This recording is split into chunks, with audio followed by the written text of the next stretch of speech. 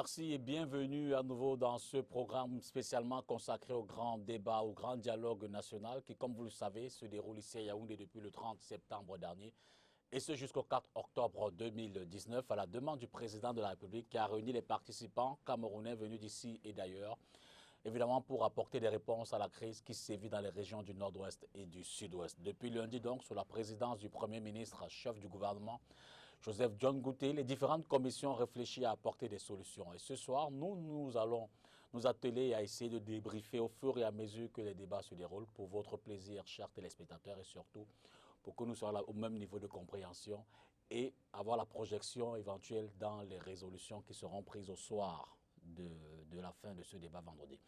Pour nous accompagner, trois panélistes, des personnalités évidemment qui ont fait leur preuve d'abord dans le débat public, mais aussi dans des actions en vue de trouver des solutions à ces causes. D'ailleurs, d'abord, Aya Abiné, vous le savez, il est le président de la fondation qui porte d'ailleurs ce nom-là, très actif à travers cette fondation à apporter du secours, des dons, de l'assistance, j'allais dire, aux réfugiés déplacés camerounais. On l'a vu souvent aller d'ailleurs du côté du Nigeria, mais aussi suit ceux qui sont dans les régions du littoral, de l'ouest et aussi du centre. Bonsoir Aya.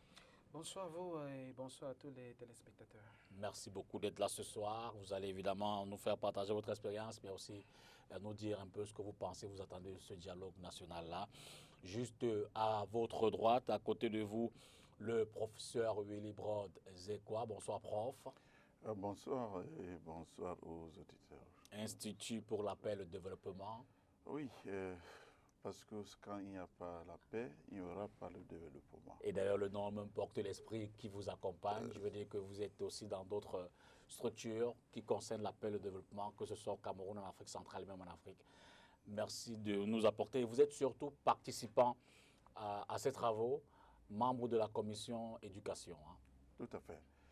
Et c'est une commission qu'on pense qu'il y a des choses qui se déroulent bien, et pas comme les autres commissions, comme la commission de la décentralisation et de la loi du Cameroun, donc justice. Vous avez le sentiment que vous êtes dans une commission dont on attend moins? Non, pas parce qu'on attend moins, mais il y a moins de tension. Moins de tension parce qu'il n'y a pas de Camerounais qui n'aimeraient pas améliorer le niveau éducatif de les enfants. Je pense que c'est une commission un peu ça serait plus rentable hein, parce que peut-être les résultats seront un peu plus clairs. Et il y a des commissions qui sont un peu très chaudes et je ne dirais pas que ces commissions éducatives est très facile, mais je dirais plutôt qu'il y a des commissions qu'on attend plus parce que le président de la République a recommandé qu'il faut ces dialogues, mais principalement, il faut que la paix règne dans les régions du nord-ouest et du sud-ouest. Et l'une des choses qui est le plus en clair, c'est le problème de fédéralisme, sécession. Mais on a pensé que ces commissions devaient se limiter seulement à la décentralisation pour respecter la Constitution.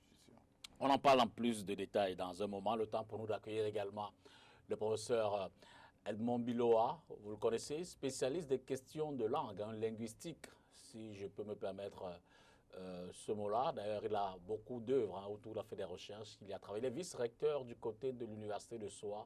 C'est ici à Yaoundé où nous sommes en direct.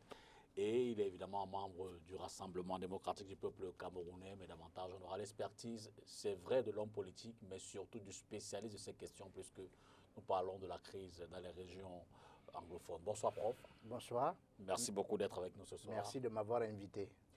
Alors, chers messieurs, d'abord, je vais prendre d'entrée vos impressions, vos avis. Nous sommes 2 à 3 jours après le démarrage de ces travaux. Pour ceux qui n'y sont pas en tant que participants, vous avez quand même l'écho, vous avez des relations à l'intérieur qui vous en rendent compte. Vous êtes pessimiste, vous êtes optimiste. Quel est le regard que vous jetez, professeur Biloa, depuis que les travaux ont démarré? Quel regard vous y jetez? Je suis très optimiste. Et au fur et à mesure que les jours passent, je suis content. Parce que tout en souhaitant que Le grand dialogue se déroule dans de très bonnes conditions. On avait beaucoup d'appréhension. On ne savait pas si ça allait bien se passer, si tous ceux qui avaient été invités allaient être là. Alors je pense que la première victoire, c'est la victoire de la participation. Je pense que vu de l'extérieur, la plupart de ceux qu'on a invités sont venus. La plupart de ceux qu'on a invités sont venus. Donc c'est la victoire de la participation, la victoire du démarrage des travaux et la victoire qui a permis de surmonter les écueils. Dans certaines commissions, ou dans une commission en particulier, le travail a souvent été difficile dès le départ. Mais on a toujours trouvé une solution consensuelle qui a évité que certains participants quittent le palais des congrès. C'est une très grosse victoire. En fait, c'est la victoire du Cameroun. Optimiste, pessimiste, victoire, vous pensez à ceux qui sont encore dans la brousse, aïe aïe aïe. Bon, contrairement à monsieur le professeur, je suis extrêmement pessimiste. Extrêmement. J'ai comme l'impression que nous sommes en train d'assister à un congrès extraordinaire du RDPC avec quelques invités de la société civile et des partis politiques. Quel est l'enjeu? L'enjeu ici, c'est un retour à la paix. D'ici vendredi, lorsque ce grand dialogue, je mets ça entre parenthèses parce que je ne suis pas fan de ça, lorsque ça prendra fin, est-ce qu'on aura la paix au nord et au sud-ouest? Non. Est-ce qu'on aura même cette paix d'ici 3 mois, 6 mois? Je ne pense pas. Pourquoi? Nous sommes en train de parler de résoudre une crise alors que ceux qui ont mis notre État à nu ne sont pas invités pour qu'ils nous disent, pour qu'ils expliquent au peuple camerounais pourquoi ils ont pris les armes contre l'État. Ils ont été invités, mais vous voulez dire qu'ils ne sont pas présents? Et ils ne sont pas, non, qui sont les interlocuteurs de ces sécessionnistes? Qui parle au nom d'eux? Donc, vous dites qu'ils sont invités. Je pense que c'était hier ou avant-hier, je ne sais pas, je n'ai pas les informations précises par rapport. Il y avait encore un procès au tribunal contre quelques sécessionnistes, les mêmes qui sont invités, qui sont à l'étranger. Le minimum de bonne foi, monsieur professeur, monsieur Bita, soyons sérieux, le minimum de bonne foi va susciter un arrêt de procès, de quoi? De poursuites contre ces messieurs-là. Donc on les invite, on les donne les assurances verbales qui seront en sécurité, ils vont venir donner toutes les contributions et rentrer à l'étranger, je ne sais pas comment ça peut se passer, alors qu'ils sont encore poursuivis pour le terrorisme, pour la sécession.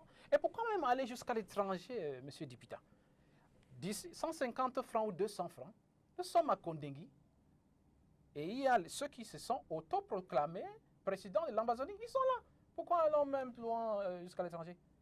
Donc nous sommes en train de dialoguer pour résoudre une guerre, alors que l'autre partie de la guerre n'est pas invité. Il ne prend pas part. Donc il s'agit du showbiz. Ça ne va rien résoudre. Et c'est très regrettable parce que nous avons beaucoup perdu dans tout. Le bilan est lourd. Absolument. On y revient. Professeur Willy Brodt, au-delà de la simple question, puisque vous êtes participant, au-delà de votre optimisme ou de votre pessimisme, quelle est la température des débats? Parce qu'on en a entendu, hein, il y a beaucoup de certains participants qui s'en sont plaints. Il y en a qui ont claqué la porte, simplement du fait qu'ils ont eu l'impression qu'au sein des commissions, la parole n'est pas libérée ou libre. Oui, merci pour la question. Mais je vous en prie, avant de broder la question, j'aimerais répondre à la première question. D'accord. Le professeur est extrêmement positif. Et M. Aya est extrêmement négatif. Je dirais que je suis à 50%, positif et négatif. Mais 50% d'être positif est que d'abord, l'annonce de ces dialogues, c'est la validation officielle qu'il existe au Cameroun un problème anglophone. Deuxième point, c'est une vindication pour tous ceux qui ont parlé de ce problème. Et troisième chose, positivement, c'est une fenêtre des opportunités pour que les gens puissent dialoguer. Mais qui dialogue? Est-ce que les conditions pour ces dialogues sont propices?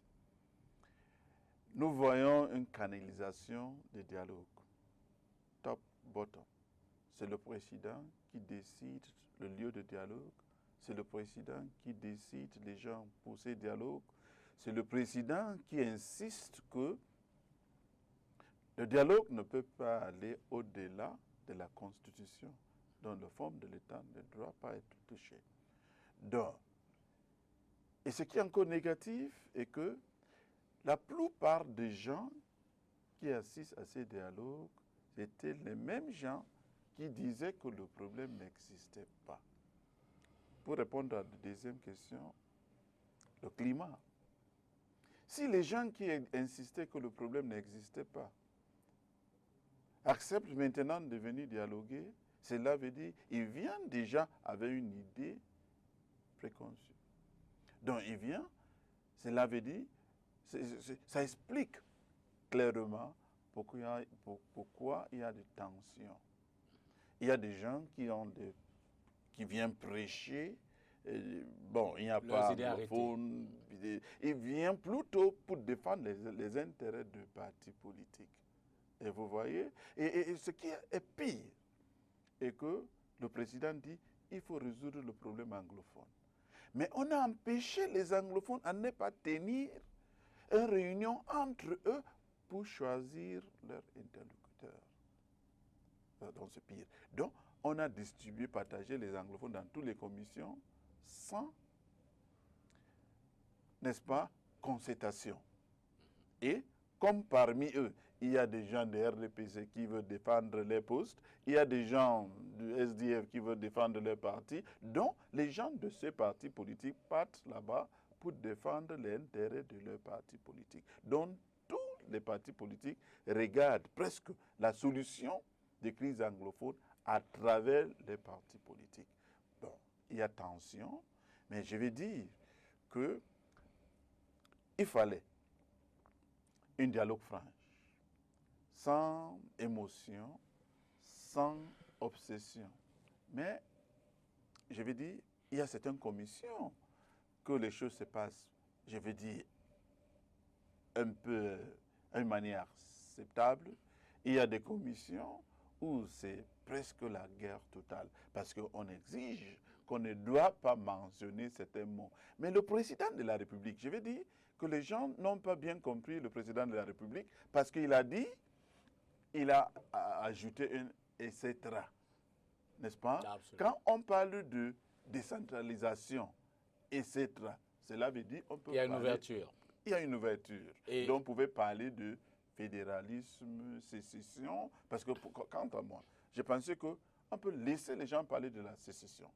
Mais il faut les convaincre à laisser leur position originaire, pas des actes concrets. Et ça me permet de relancer à Yaya.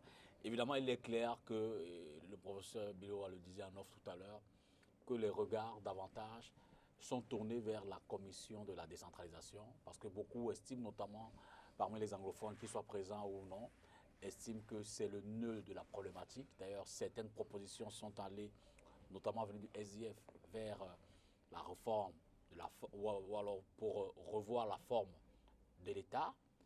Et les premiers échos qu'on a de cette commission montrent effectivement que, et ça encore c'est selon les orientations du président de la République, qu'on va davantage voir une décentralisation, je vais dire poussée, qui tend vers l'autonomie. Cette option, dans le fond, pour son implémentation, en vue de convaincre ceux qui ont un regard différent, que faudrait-il faire précisément? Tout d'abord, je ne suis pas fan de la décentralisation. Ça ne va rien résoudre. Je pense que l'État lui-même ne croit pas en cette décentralisation, raison pour laquelle ils n'ont pas appliqué ça même à 40% depuis plus de 2 décennies. Donc la décentralisation ne va rien résoudre. J'écoutais attentivement, c'était une vidéo qui était en ligne hier, venant de certains participants de cette commission de décentralisation. Et quelqu'un qui m'a beaucoup marqué, c'est le maître Bala. Et il disait, je ne sais pas, peut-être en off ou c'était en direct, mais il adressait ceux qui participaient, il disait qu'il a mis son intérêt en jeu. Je pense que ceux qui sont partis là-bas ont vraiment mis leur crédibilité, leur image en jeu. Oui, parce que comment pouvons-nous parler de dialogue alors que tout vient d'en haut? Le président, c'est lui qui fixe. Bon, bien qu'il est président de la République, mais il a déclaré guerre contre certaines personnes qui nous ont mis à terre. Donc, il est partie prenante, mais il fixe le jour du dialogue, il fixe la durée du dialogue. Je suis sûr que les membres ont été aussi téléguidés. On a juste passé par les gens qui ne vont pas venir déranger. Je vous donne un petit exemple, une petite anecdote. Si nous parlons de ceux qui maîtrisent la crise humanitaire, le bilan qui est extrêmement lourd, la Fondation Aya est loin devant, même l'ONU. Ils nous consultent même souvent. Ils ne sont pas invités. Surtout, ceux contre qui nous battons ne sont pas là.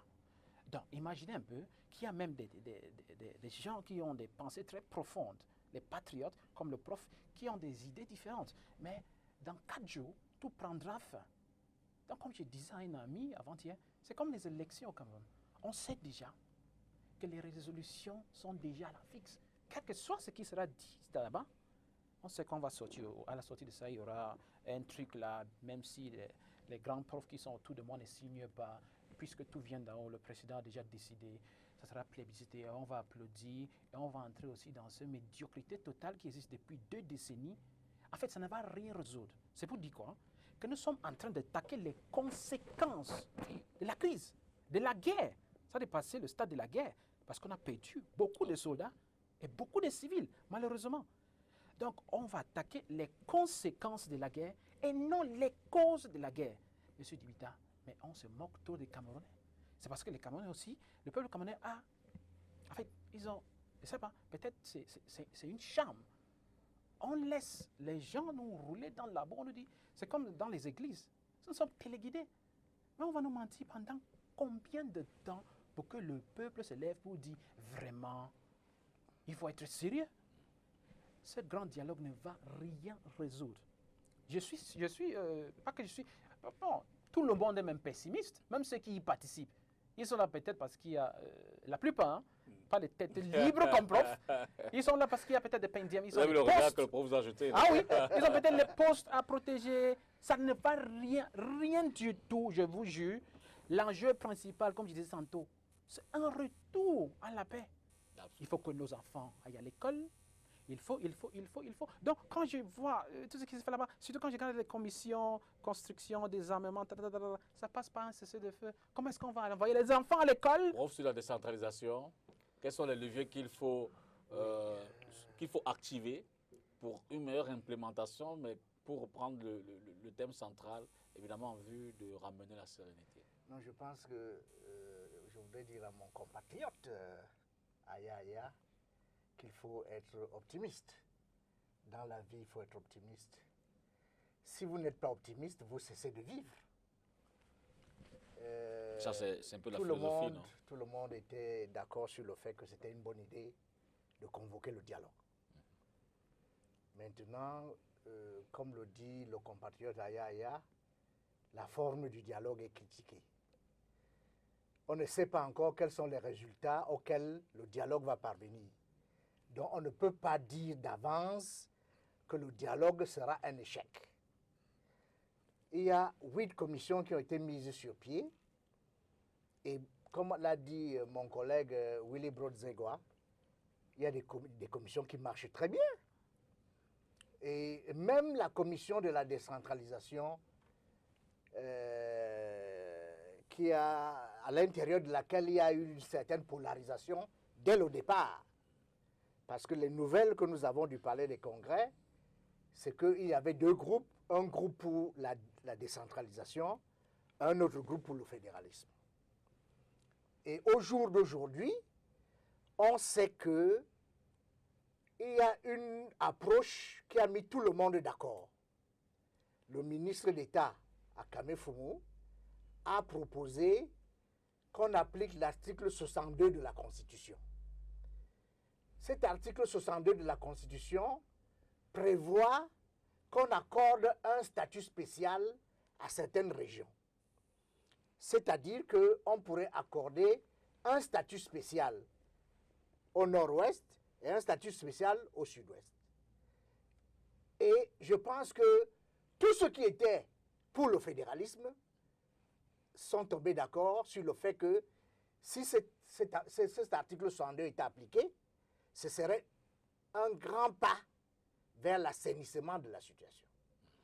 Donc, je pense que la convocation du dialogue devrait nous amener à non seulement assainir la situation, mais à apaiser la situation.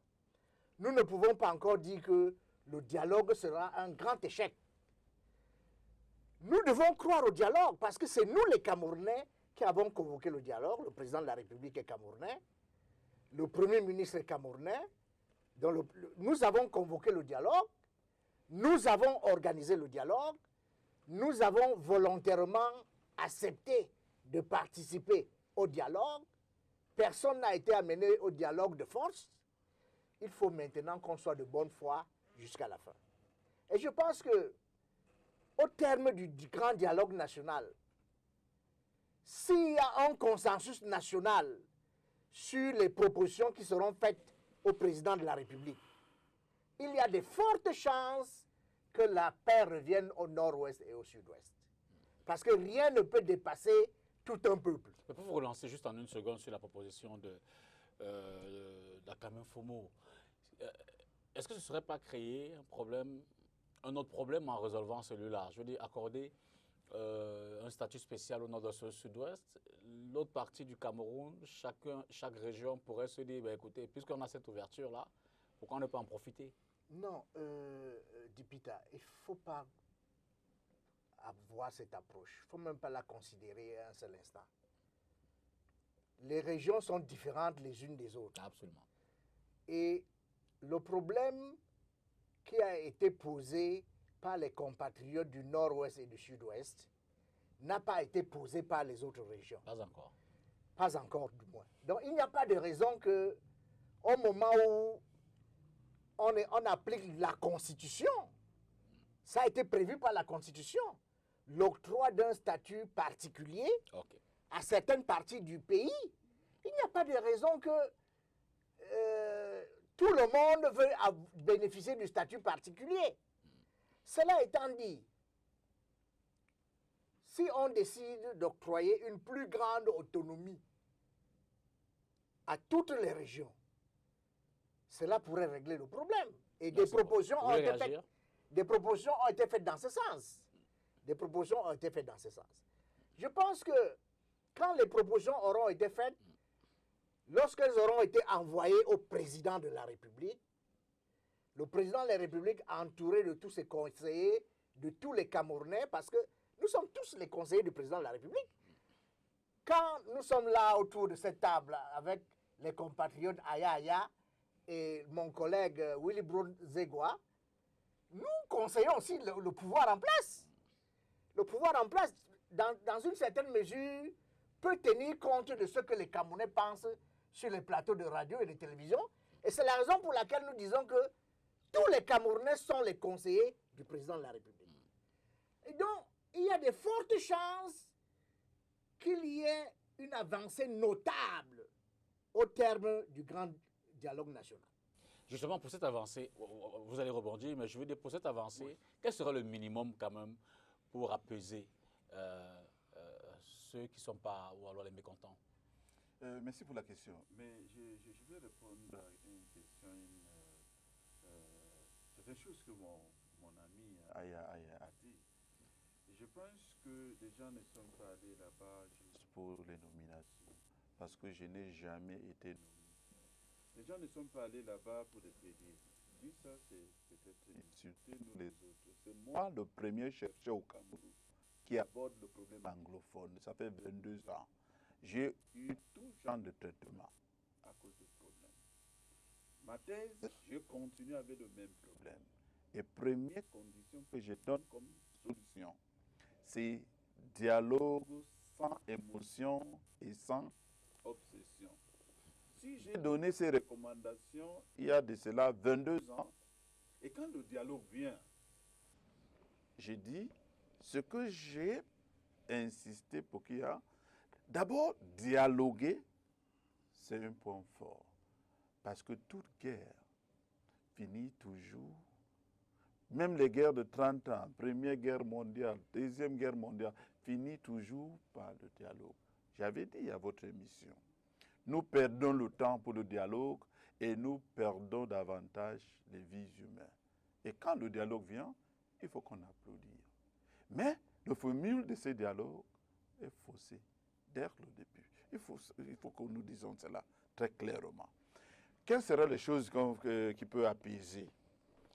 Les anglophones, le président de la République, je le cite, c'est un discours de 30 minutes qui a parlé peut-être 25 minutes sur le problème anglophone. Et il insiste qu'il faut qu'on retrouve les solutions au problème anglophone.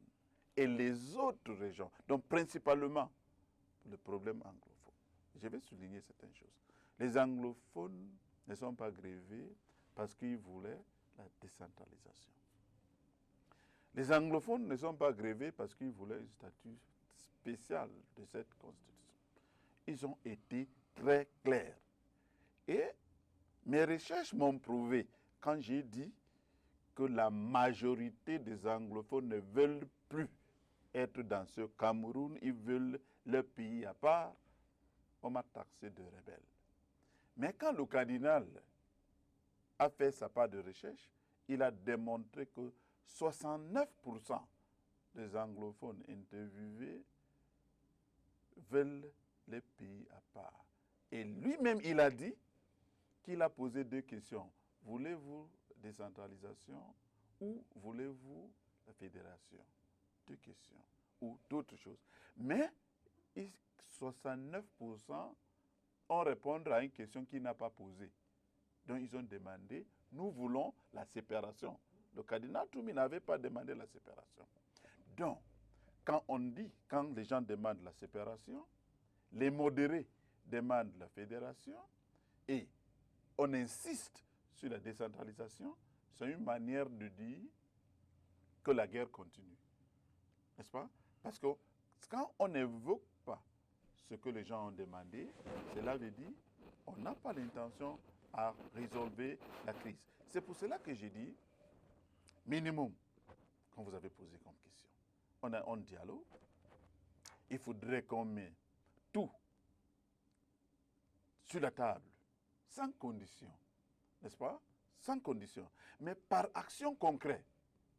Parce que ce qui se passe, c'est la conséquence de ce qu'on n'a pas fait. Mais si on engageait à des choses concrètes, le paix peut revenir. Minimum, fédération. Je dis bien minimum pour apaiser cette intention. Mais à l'immédiat, retirer les forces de troisième degré sur le terrain. Parce que, bon, et libérer tout ce qu'on a arrêté. Parce qu'on a dit, on a invité les Ambazonis. Mais quand le président dit que tous ceux qui sont coupables de ce conflit seront punis, l'exemple est qu'on a condamné certains. Et on invite les autres de venir. C'est clair que s'ils viennent avec le mandat d'arrêt international sur leur coup, ils ne peuvent pas venir. Donc, ça, c'est prolonger le problème. Et je pense que si les gens de ces commissions, surtout la commission de la décentralisation, pouvaient, on dit, si on ne peut pas avoir ce qu'on veut, on peut prendre ce qu'on nous donne, qui est mieux de ce qu'on avait. Si cet article 62, bon, je ne dis pas que je suis d'accord même avec cet article 62, mais si cet article 62 pouvait donner cette position spéciale, ça pouvait apaiser que le chef de l'État, quand même, a tenu compte de le problème des anglophones. Quand même. Ok. Ayaya, dans le cadre de ce dialogue qui est justement en cours, quel serait le minimum pour essayer d'apaiser les tensions? Vous voyez bien que j'ai canalisé la question. Monsieur Dipital, quand nous sommes face aux Camerounais, nous avons le devoir de dire la vérité. Comme a bien dit, oui, exactement. Comme a bien dit le grand prof, un grand citoyen, nous sommes là comme les conseillers du chef de l'État, bien qu'il ne nous écoute pas. Parce que s'il nous écoutait, ah oui, il ne nous écoute pas.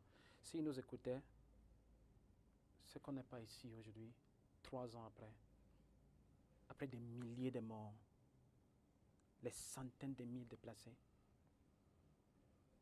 D'accord. Dans le cas d'espèces, la décentralisation ne peut jamais... C'est pour ça que je vous dis que au sortir de ce grand dialogue, rien ne va changer. Voilà ce qui se passe dans la décentralisation, que les gens ne disent pas aux Camerounais.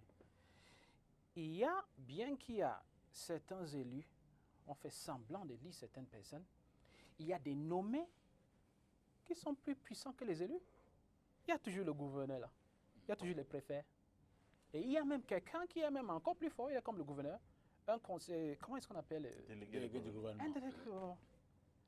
Donc qu'est-ce que ça change? Vous pensez que dans un cadre, peut-être dans le cadre d'un statut spécial, qu'on enlèverait ou alors qu'on élirait gouverneur, délégué du gouvernement et tout ça, que les populations choisissent leurs dirigeants véritables locaux, ça pourra amoindrir... Au début de la crise, oui. Là où nous sommes, il faut beaucoup plus que ça. Comment sortir de cette crise? Nous ne pouvons pas parler de tout ce que nous parlons là sans qu'il y ait un cessez-le-feu. Oui. Raison pour laquelle je dis que toutes ces commissions-là, je m'attendais à ce qu'il y ait une commission, peut-être, non, la première commission devait être commission du cessez-le-feu. Première des choses. Nous ne pouvons pas parler des enfants qui doivent rentrer à l'école, ou comment améliorer le système éducatif et le système judiciaire, ou comment reconstruire, même reconstruction, et quoi. En pleine guerre, nous sommes en train de parler de la reconstruction. On a incendié plus de 200. Je sors du sud-ouest. Je vis la réalité avec la fondation. Nous parcourons toutes ces zones-là. On reconstruit quoi en plein guerre? La confiance va s'installer de façon naturelle. Si le président qui a déclaré guerre, notre président, qui a déclaré la guerre, vient dire aux Camerounais qu'on s'est trompé. Voici la fin de la guerre. Après la fin de cette guerre, on peut maintenant passer au dialogue. Et c'est dialoguer avec qui? Je prends ses propres mots. Avec qui? Monsieur Bilo, est-ce que les gens du centre, ou les gens du sud, ou les gens de l'ouest ont dit qu'ils ont des problèmes, ils ont pris des armes? Non. C'est ceux qui ont pris des armes qui ont poussé M. Biya à faire la déclaration. C'est avec eux qu'il faut dialoguer. Faites même semblant de dialoguer. Il faut qu'on leur demande. Ce sont des Camerounais. Et non les Ambazoniens. Ils ont toujours la nationalité camerounaise. Jusqu'à preuve du contraire. Qu'est-ce qui vous a poussé d'attendre? Au début de la crise, il n'y avait pas les armes en jeu. Il n'y avait que des citoyens qui se défilaient avec les branches de la paix. Et vous savez ce qui les est arrivé? Donc, les gens n'ont pas atteint ce niveau ils ont atteint où les civils tuent nos soldats. Et nos soldats tuent les civils pour parler de décentralisation. Que l'État n'a pas pu appliquer depuis. Donc, même l'État n'a pas confiance en les textes. Merci. Oui, je voulais dire que la conséquence de ces dialogues peut être tout ce que M. Aya est en train de dire. N'est-ce pas? Ce sera pire si les résolutions de ces dialogues ne soient pas appliquées. Par exemple, beaucoup de gens ont parlé de... On doit relâcher, libérer tous les gens qu'on a arrêtés concernant ces crises. On peut le faire, n'est-ce pas? Si on les libérait, s'il y a amnistie générale, s'il y a paix, réconciliation, commission, on a parlé de beaucoup de choses pendant cette durée. Mais le pire est que les gens venaient dans ce dialogue avec des idées fixées. Parce que tant qu'on prononçait le mot qu'on doit libérer, ou bien que la force, les militaires doivent se retirer, c'était un problème. Juste pour prononcer cela. Cela veut dire qu'il y a des gens qui ont une idée fixe que les militaires doivent être sur le terrain. Et, vous savez, il y a suspicion entre les civils et les militaires. Parce que les militaires camerounais pensent que c'est seulement la force. Ils doivent utiliser la force. C'est un peu excessif. Oui, oui. Bon, c'est ce qu'ils font. Alors que nous avons conseillé que dans notre militaire, nous avons des médecins, nous avons des enseignants, nous avons des ingénieurs. Ils pouvaient transformer leur force pour utiliser ce qu'on appelle le soft power.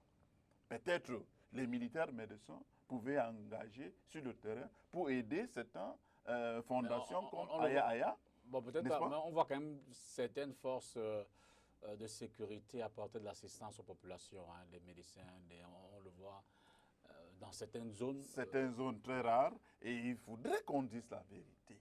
On dit, quand on est devant les Camerounais, comme M. Aya a dit, il faut dire la vérité.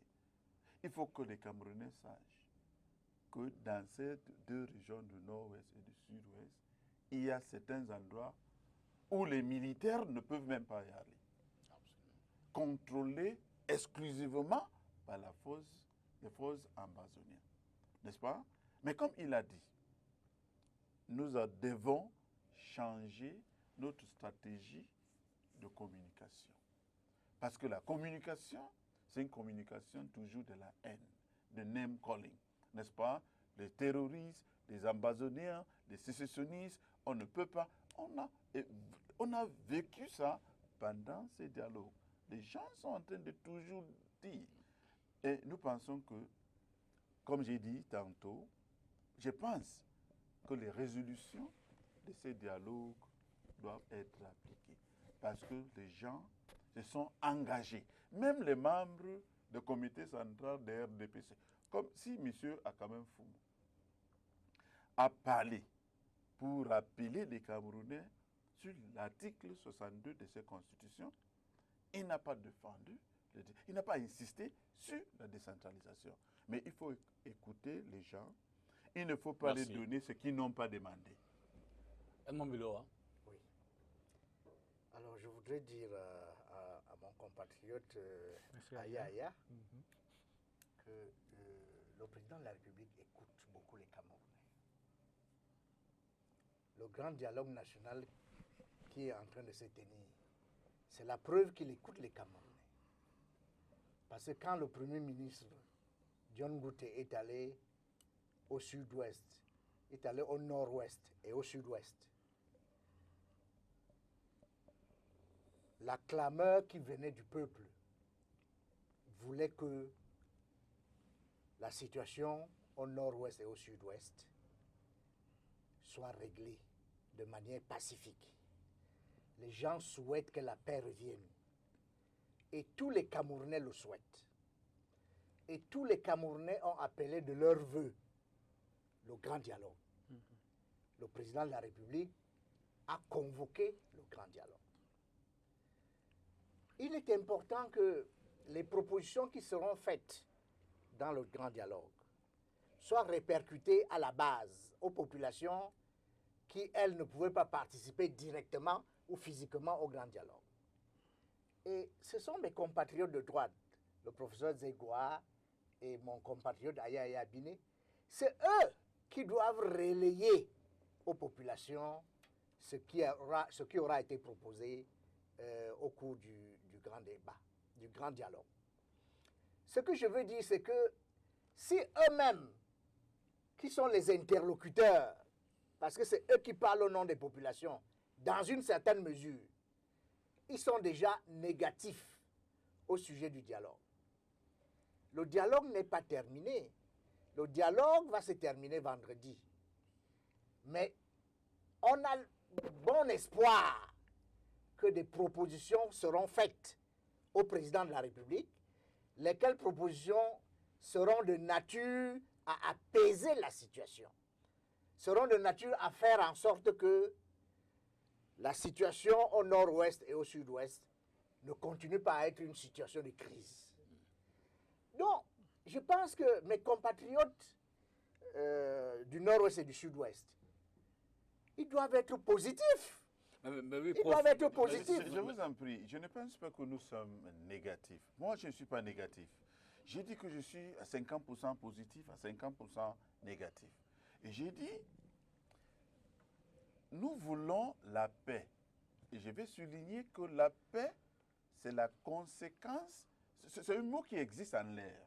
Ce n'est pas quelque chose qu'on peut prendre, on met dans la poche, on mange avec. N'est-ce pas? J'ai un souhait. Et la paix vient quand il y a de justice sociale. Et la justice sociale vient quand il y a des actions concrètes faites. C'est pour cela que nous insistons que si après le dialogue, nous engageons avec les mêmes débats, les mêmes stratégies, il n'y aura pas la paix.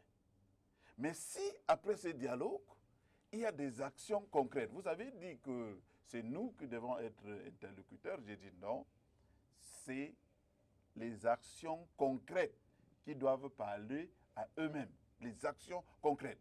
Si on dit décentralisation, on dit qu'il n'y aura plus les délégués du gouvernement, parce que la Constitution même dit que s'il y a même décentralisation, vous nommez vos délégués, s'il y a même les régions, le président aura toujours ses représentants dans toutes les régions qui ont le pouvoir plus que les élus. N'est-ce pas? C'est ce que notre Constitution dit. Donc, mais s'il y a des actions concrètes, on est dans la commission d'éducation par exemple, on a cité certaines choses concrètement. Il y a quelque chose qui ne marche pas entre les deux systèmes. Il y a des gens qui pensent qu'il faut l'harmonisation. Et nous avons insisté que les deux systèmes doivent coexister. N'est-ce pas? Si on respecte ça, dans ce côté-là, ça doit coexister. Donc, nous voulons les actions concrètes. Juste aux preuves de contraire. Pour moi, c'est l'après-dialogue qui compte. Qui est plus intéressant. Oui, je suis plus intéressé Bon, pendant ce qui va venir après le dialogue. Oui, Edmond nous Belloua. tous les Camerounais, en fait, sont des relais du gouvernement. C'est-à-dire que quand le gouvernement ou le pouvoir en place émet une idée ou fait une proposition, nous, les élites, en fait, tous les Camerounais, C'est ça que je voulais dire. tous les Ce Camerounais, n'est pas nous, parce qu'il y a le nous et le vous. Non, non, Donc, des tout- Camerounais, tous les devaient- Camerounais sont les relais de l'administration, tous les Camerounais sont les relais du gouvernement, tous les Camerounais sont en quelque sorte les relais du président de la République. Ce que je veux dire, c'est que logiquement, au terme du grand dialogue national, certaines propositions devraient être faites qui devraient amener à l'apaisement. Il faut un apaisement, il faut que les Camerounais aient la paix des cœurs. Et il est important que les participants au grand dialogue national soient positifs, hein, qu'ils aillent là-bas faire des propositions de sorte que, au sortir du grand dialogue national, quelque chose change. Vous avez vu, au sortir de la tripartite, les villes mortes s'étaient extombées. Mais on n'a jamais appliqué Non. les résultats de cette... Mais au sortir de la C'est tripartite, pour les cela villes, qu'on les a villes peur mortes que ça va s'étaient retomber estompées. sur les mêmes choses. Donc, logiquement, on devrait s'attendre à ce que, au sortir du grand dialogue national, la crise dans les régions du nord-ouest et du Mais sud-ouest bon, justement, s'estompe. ceux qui ont le gène de génétique Oui. de la tripartite sont, comme le dit Willy Braud, sont dans cette frayeur, dans ce sentiment de, bon, on l'a déjà fait une fois, qui retrouve le même arbre 2 fois dans la forêt pourrait être perdu. Qu'est-ce qui donne la garantie qu'au sortir de cette autre assise nationale, on aura la même sérénité, la même confiance en ceux qui hier n'ont pas forcément mis en œuvre ce qu'on avait décidé ensemble? Dipita, aucune œuvre n'est parfaite. Beaucoup de propositions et de résolutions qui ont été avancées à la tripartite ont été appliquées. On a créé un Sénat, on a créé un Conseil constitutionnel, on est en train de mettre en place la décentralisation. Plus de 20 ans après. Bon, maintenant, le rythme d'application peut avoir été lent, mais on ne peut pas dire que rien n'a été fait. Absolument. Voilà. Aïe, aïe, aïe. Monsieur Dipita, quand j'écoute les Camerounais en général, hein, surtout ceux qui ont financé la guerre, je parle des membres du gouvernement et les alliés. Les membres du gouvernement finançaient la guerre. Non, je suis en train de venir. Ah, financer ne doit pas forcément être Ah d'accord, financièrement. ok, d'accord. Les discours. Instiguer, voilà. Instiguer, oui, bien sûr. Financer la guerre. Et ces discours continuent. Ouais. Tout à fait. Quand je les écoute parler, j'ai l'impression que nous simplifions. Je ne sais pas, c'est peut-être nous n'avons pas les informations venant de ces deux régions, ou peut-être nous sommes tout simplement malhonnêtes. Nous vivons dans ces régions-là. Il y a des jours que nous passons 2 semaines de ville morte. Quand on dit ville morte de 10 jours, c'est 10 jours. Si vous sortez, vous êtes mort. Pas, sans exception, même moi. Tous les lundis, rien ne fonctionne. Les grosses pertes sur l'économie de l'État.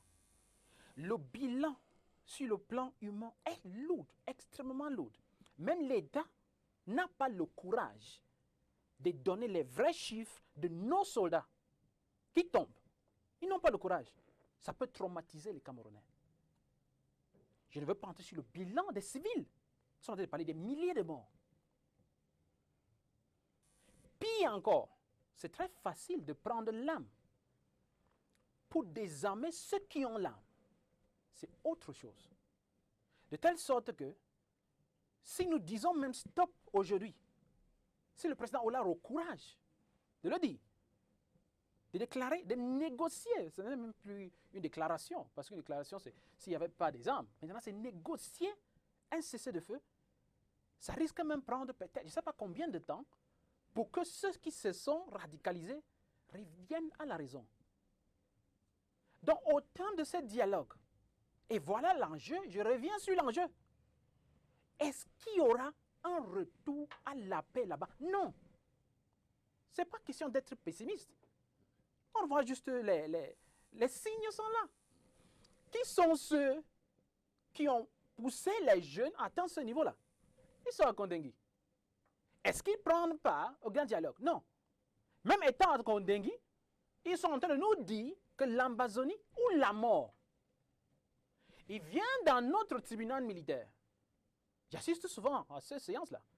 Devant les tribunaux et les militaires armés, ils disent là-bas que l'Ambazonie ou la mort. Pire encore, bien qu'ils se trouvent dans une situation déplorable, ceux qui sont à la diaspora sont même plus radicaux. Donc on peut faire tout ce qu'on fait là, le folklore là. En fait, c'est une grande tontine nationale. Et je reviens là-dessus, j'insiste. C'est la tontine nationale pour gaspiller les fonds du contribuable. Au terme de ce dialogue-là, est-ce que le peuple camerounais va voir un retour à la paix là-bas? C'est l'enjeu. C'est non. Non, mais monsieur, Je préfère être le prophète. Vous ne respectez pas les Camerounais qui sont au palais des congrès. Non, ils sont là en balade. Il y a quand même près de 500 Camerounais En balade. au palais des congrès qui sont des citoyens comme vous et moi. Vraiment, Et vous dites que ces gens-là sont en balade. Ah oui. Non, monsieur Il s'agit de la balade. Aya, respectez les compatriotes. Non, absolument, je les respecte. C'est la Respectez raison les pour laquelle je ne les traite pas. Et soyez moins négatifs. Tous les Camerounais ont appelé de leur vœu le grand dialogue. Le grand dialogue est là. Vous pouvez critiquer la forme du grand dialogue, mais vous ne pouvez pas nier la pertinence des contenus. Vous ne pouvez pas nier le fait que depuis lundi, il y a plus de 500 Camerounais qui sont là, travaillent du matin au soir. Ils dialoguent avec qui? Et vous dites qu'ils ne font rien, mais ils font quelque chose. Ils dialoguent avec qui? Le collègue Nzegwa est là. Ils dialoguent Il avec est qui? dans une commission. Ils dialoguent avec qui, prof? Mais il y a des Camerounais là-bas. Ils dialoguent. Qui sont les interlocuteurs de ceux qui ont pris les armes contre l'État? C'est ça, c'est ça. Je vous en prie. Je vous en prie. Qui parle au nom de... Je vous en prie. Il y a quelque chose qui ne va pas, n'est-ce pas? Il y a ces questions qu'on a toujours posées. On dialogue avec qui? Je pense que ce n'est pas les gens qui sont à l'extérieur du pays et les gens qui sont en prison n'ont pas le pouvoir exclusif pour parler au nom des anglophones. Je vais dire ça, ça c'est ma position. Mais ce que je dis est que il fallait laisser les anglophones tenir une réunion entre eux d'abord. Monsieur Aya Paul Abini n'est pas en prison. Il pouvait parler au nom de ces gens. Et j'ai toujours dit, Zengwa qui parle pouvait parler peu, parce que je parle au nom des anglophones. Mais on a fait en une manière à ce que on ne puisse pas tenir une réunion entre nous les anglophones pour mieux articuler nos vœux et pour parler avec le gouvernement. Donc on veut diluer le problème en nous mettant dans les commissions. Donc pour dire qu'on est là-bas pour un simple balade, je pense que c'est trop dit. N'est-ce pas? Mais ce que je vais vous poser les questions, je vous pose ma part de questions. Est-ce que vous avez pris le temps, par exemple, pour faire une investigation de ce qui se passe dans ces régions, jour pour jour, avec les photos? Est-ce que vous avez des photos de ce qui s'est passé hier dans ces régions? Donc j'ai dit, si ces dialogues, c'est pour maintenir la paix dans ces régions du nord-ouest et du sud-ouest, je pense que ça va venir plus tard, ces paix-là. Par la manière avec laquelle ces dialogues a été arrangé et par la manière avec laquelle ce dialogue est en train d'évoluer. Parce que ce ne serait pas une paix automatique. Absolument. Parce que ce que nous vivons sur le terrain, il faut faire une investigation pour voir les centaines de milliers de gens qui sont défilés avec les armes hier, je ne dis pas plus que hier, n'est-ce pas, qui ont une autonomie dans les régions que les militaires ne peuvent pas y aller. Qu'est-ce qu'ils réclament? Ils réclament les pays. Donc c'est ça que nous disons qu'il fallait quand même. Quand on dit que la forme de l'État ne doit pas discuter, cela veut dire, c'est une autre manière de dire, il faut que la guerre continue. Et comme j'ai dit, je vais dire ceci en concluant, en disant que si nous ramenons, j'avais dit ça, ça fait 4 ans, 5 ans, si nous ramenons tous les militaires du Cameroun, tous les militaires du monde pour effacer ces gens-là, même s'il reste une seule personne, ça va continuer. Pourquoi? Parce que c'est une guerre psychologique. C'est quelque chose qui est dans la psychologie. Donc il faut une autre manière d'aborder oui, diplomatie. Alors, en une dizaine de minutes, on va aller dans la conclusion. On achève déjà le programme. Très rapidement, je pense qu'il faut que nous nous respections. Si nous voulons vivre en paix, il faut que nous nous respections. Il y a plus de 500 Camerounais au Palais des Congrès qui discutent du problème dont nous parlons en ce moment. Et on ne peut pas dire que c'est des gens qui ne savent pas ce qu'ils veulent. Mais prof, parmi ces plus de 500 Camerounais, il y a plus de 300 anglophones. Je dis plus de 300 anglophones parce que non seulement il y a les participants, mais il y a tous ces gens-là autour. Je vous laisse poursuivre. Je voulais peut-être repréciser la question modestement de Aya. Oui. Les 300 anglophones qui sont là, oui, les 200 ou alors tous les Camerounais qui sont là-bas, oui, impactent-ils au quotidien dans la vie de ceux-là qui ont pris des armes ou alors des régions en crise en ce moment? Je veux dire que, imaginez un scénario où toutes les belles résolutions sont prises, tous les participants sont d'accord, on fait l'unanimité, je veux dire que, mais sur le terrain, ceux qui ont les armes ne sont pas d'accord avec ces résolutions-là. Comment est-ce qu'on fait pour les désarmer? Non, je voudrais vous dire que la question de la représentation, oui, c'est une question très intéressante.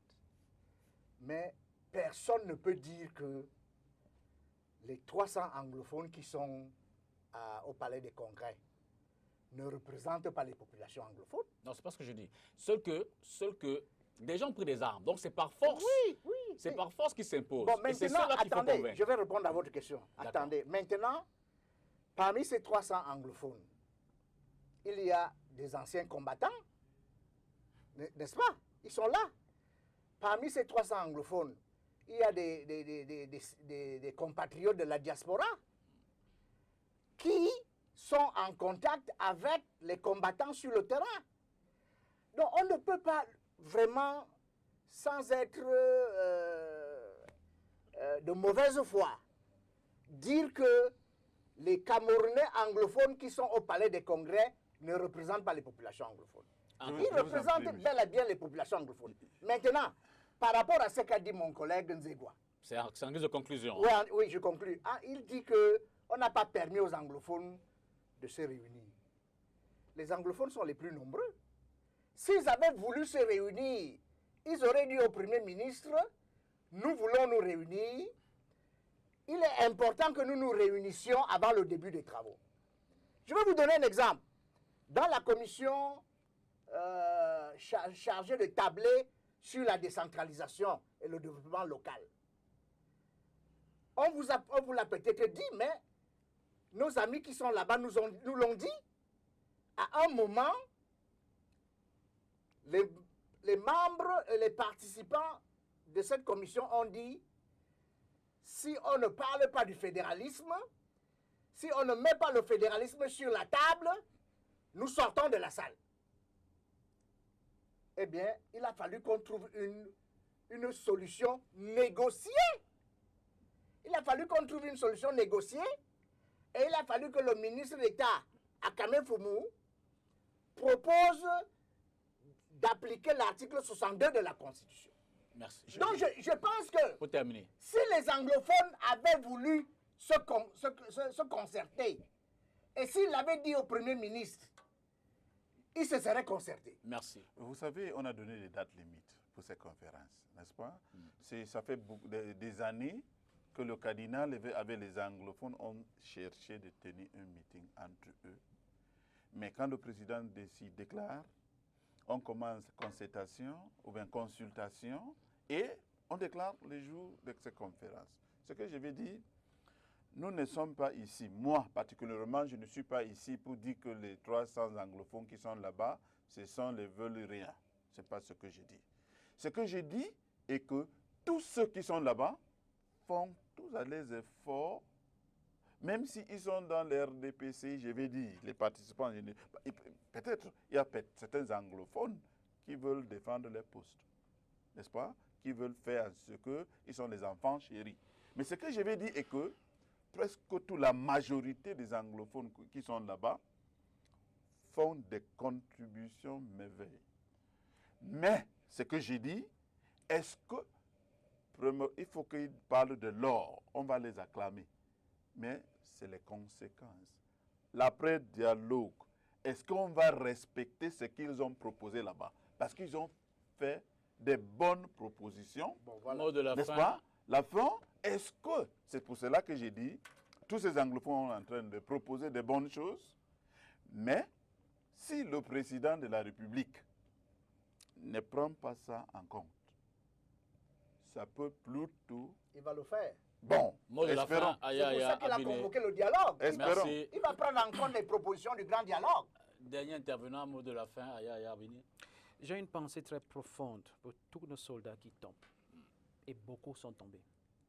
J'ai une pensée très profonde pour les familles qui ne les verront plus. Surtout pour les orphelins et les orphelines qui sont restés derrière. J'ai une pensée très profonde pour les milliers de civils camerounais qui tombent, qui sont tombés et qui vont encore tomber au nom de la guerre. Personne ne gagne une guerre. Au nom de cela, je demande à Monsieur le Président de la République de mettre fin à cette guerre. Tant qu'il ne met pas fin à cette guerre, tout ce qui se passe au palais des congrès, c'est n'importe quoi. Et je reste sur cette position. Ceux qui sont là-bas représentent personne. J'insiste sur le mot personne. Monsieur Aya, vous êtes excessif. Je vais chuter. Je Vous m'explique. êtes excessif. Non, je m'explique. Vous ne représentez rien chez vous. Je n'ai pas pris l'arme. Et je n'encourage non plus. Non, mais si on vous avait invité au palais des congrès, C'est ceux qui ont. vous diriez que vous représentez quelque chose? Ils ne m'ont pas invité. Et même Donc, s'ils ça, on m'invitaient, vous invitait. Et Il y a des compatriotes qui sont là-bas. Il y a des compatriotes qui sont là-bas qui nous représentent. Le mot de la fin, Aya Aya. Ce Nous sont sommes en nos démocratie. représentants. Nous sommes en démocratie. Je ne vous ai mon pas frère, interrompu. mon Je ne frère. vous ai pas interrompu, prof. C'est l'esprit du dialogue. C'est l'esprit de dialogue. Oui, d'accord. Donc, ceux qui sont là-bas représentent, j'insiste sur le mot, personne. Nous avons les élus là-bas. Il a parlé de 300 anglophones, peut-être 250 membres du RDPC. Il y a les élus, il y a les chefs traditionnels et les camps. Mais ça fait... La plupart vivent en Yaoundé. Ils sont les déplacés internes. Ils maîtrisent quelle situation? Monsieur Yang Philemon, est-ce qu'il parle même chez lui? Et il parle là-bas au nom de qui? Monsieur le ministre de l'administration territoriale, qui dit qu'il n'y a même pas un problème anglophone, qui ne peut pas arriver chez lui. Et s'il part, il y a peut-être 4 chars qui l'accompagnent chez lui. Il parle au nom de qui? Les chefs traditionnels, la plupart qui vivent à Yaoundé, il y a même 2 qui sont, là où je vais passer la nuit ce soir, Anguissa, ils sont là-bas, c'est mes voisins. Ils parlent au nom de qui? Merci Aya Aya. Ceux qui représentent la situation qui se déroule là-bas, qui nous ont... Arrête, nous sommes les pions, les 2 camps. C'est eux qui doivent être autour de la table. Vous là-bas, les ambazoniens, et l'État ici. Merci. Peut-être Vous ne mettez pas à la guerre. Les ambazoniens, je vais dire les anglophones, je vais dire quelque chose de très clair. En un mot. Moi, je représente les anglophones, qui sont ceux qui sont en prison, qui sont en diaspora, mes frères et sœurs anglophones. Je les représente. Et je dis ceci, j'insiste, les anglophones que je représente ne sont pas allés en guerre à cause de la à cause du DDR, à cause de tout ce qu'on nous fait maintenant. Ils sont allés en guerre pour revendiquer une marginalisation profonde. Même les ex-combattants que le professeur a évoqués ici, il y a sa vidéo qui passe, il a insisté sur cette marginalisation. Il faudrait qu'on rentre sur les bases. Merci. Quelles seraient les causes de ces conflits? Moi, j'ai dit que tant qu'on ne rentre pas pour résoudre les causes de ces conflits, tous ces dialogues, c'est du folklore. Merci beaucoup. Professeur Willy Brod Zekwa, Institut pour la paix et le développement, Aya Aya Abine, la fondation qui porte le nom, Aya Aya d'ailleurs, et puis le vice-recteur de l'Université de Yaoundé 2 soirs, non moins membre et cadre du RDPC, le professeur Edmond Biloa. Merci de m'avoir invité. Nous sommes heureux de vous avoir reçus, vous trois. Merci également aux téléspectateurs. On espère avoir apporté un peu plus dans la compréhension de ce qui se passe. Que ce débat, évidemment, apporte des solutions définitives à cette crise et que les cœurs s'apaisent. Bonsoir et à la prochaine.